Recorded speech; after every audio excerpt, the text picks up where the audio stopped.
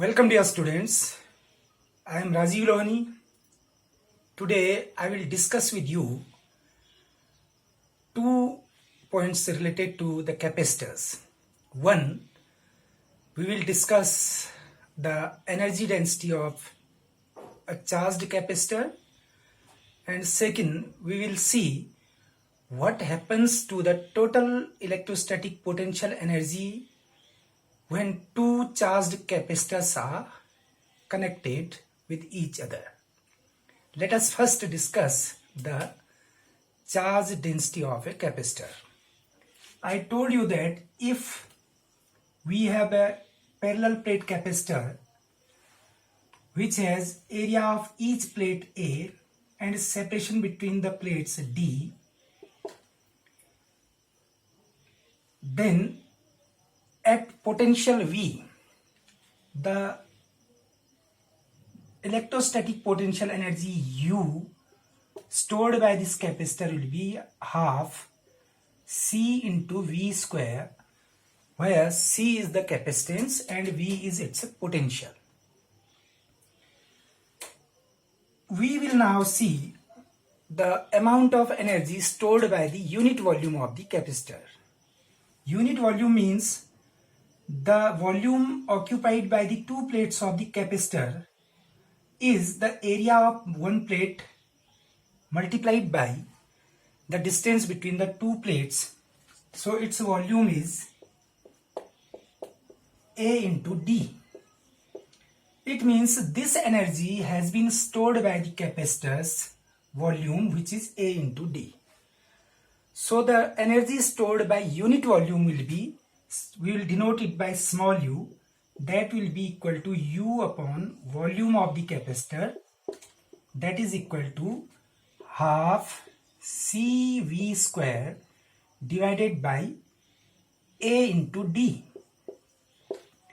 Now replace C by C equal to epsilon 0 A upon D. Then we will have U equal to half into epsilon 0 A upon D into V square upon A into D.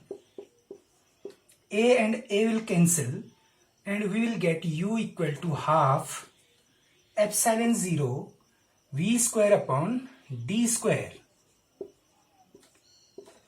But we know that V upon D is the electric field between the plates of the capacitor, denoted by capital E. So we get U equal to half epsilon 0 E square.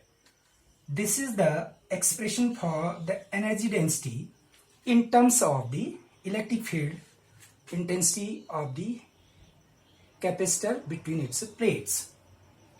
If I replace E by sigma upon epsilon 0, we will get U equal to half into epsilon 0 into sigma square upon epsilon 0 square, or U equal to half sigma square upon epsilon 0, where sigma is the surface charge density of each plate of the capacitor.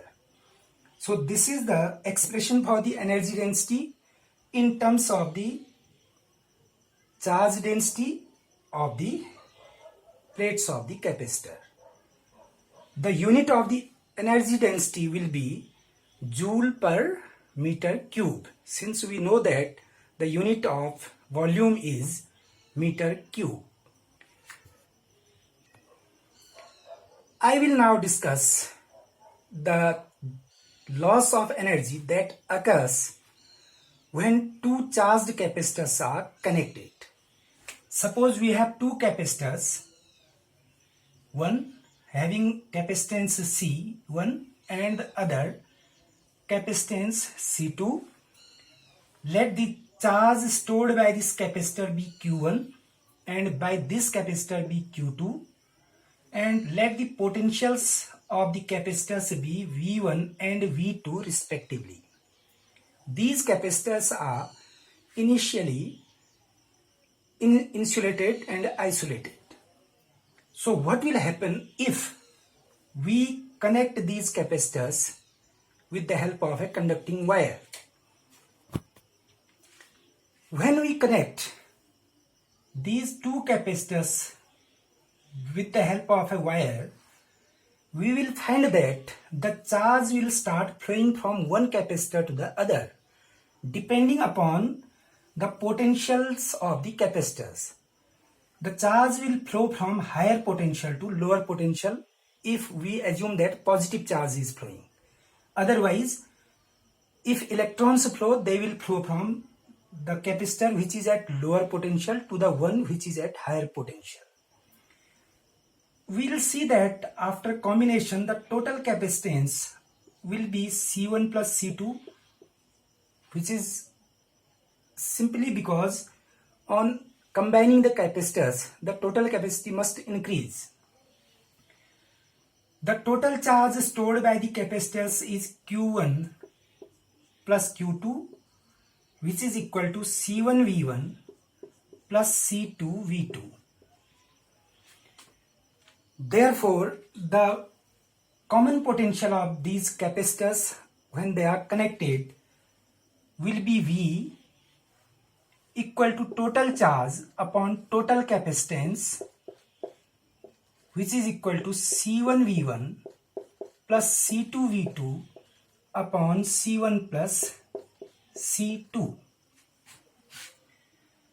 The total energy stored by the capacitors initially will be U1 equal to half C1 V1 square plus half C2 V2 square.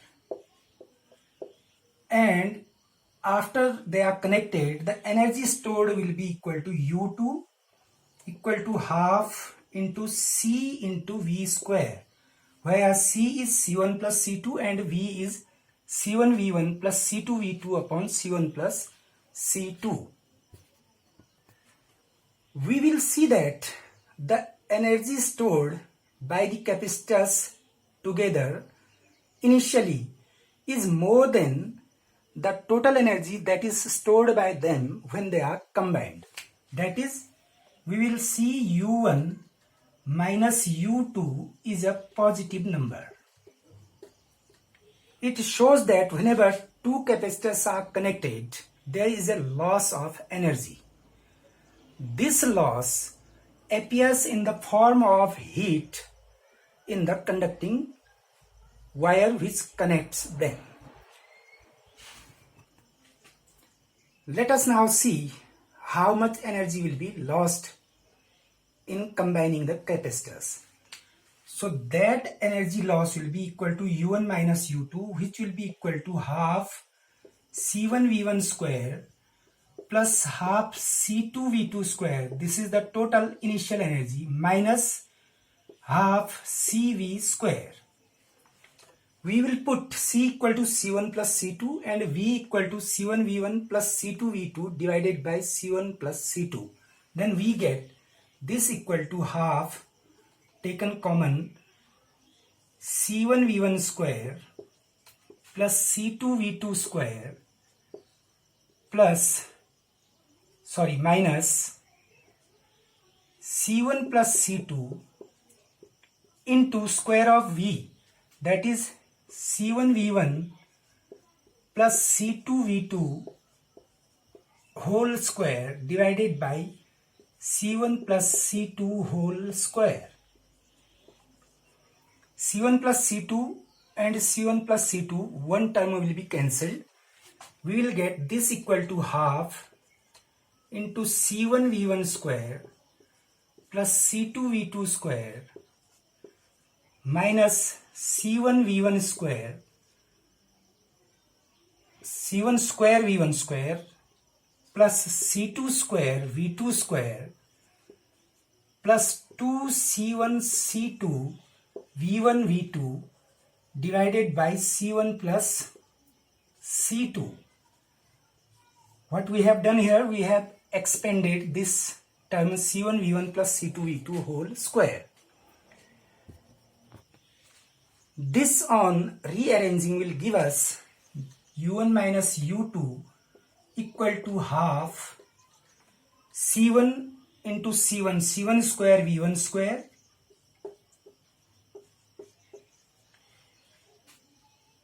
plus C1 C2 into V1 square plus C1 C2 into V2 square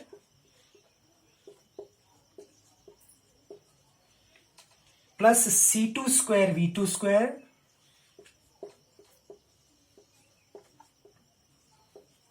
minus C1 square V1 square minus C2 square V2 square minus 2C1 C2 V1 V2 whole divided by C1 plus C2, which gives us delta U equal to half. These terms will cancel. C1 V1 square will cancel this C1 V1 square. C2 V2 square will cancel C2 V2 square. Then you can see that C1 C2, C1 C2, C1 C2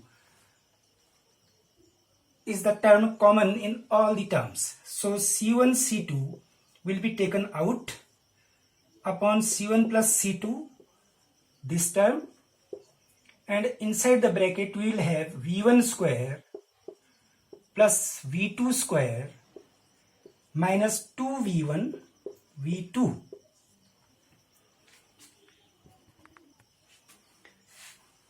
The terms inside the bracket are V1 square plus V2 square minus 2V1 V2, which is actually V1 minus V2 whole square.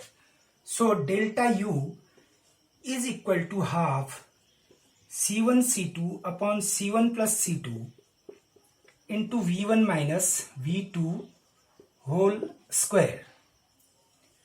You will see that this is a positive term because C1 C2 both are positive and V1 minus V2 whole square, irrespective of which one is greater, is a positive term. Therefore delta U comes out positive. It means U1 minus U2 is positive. That is, U1 is greater than U2. It shows that whenever two capacitors are combined, when they are charged, there is a loss of energy given by this equation.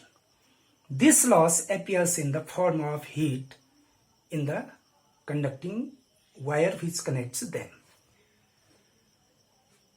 Thank you.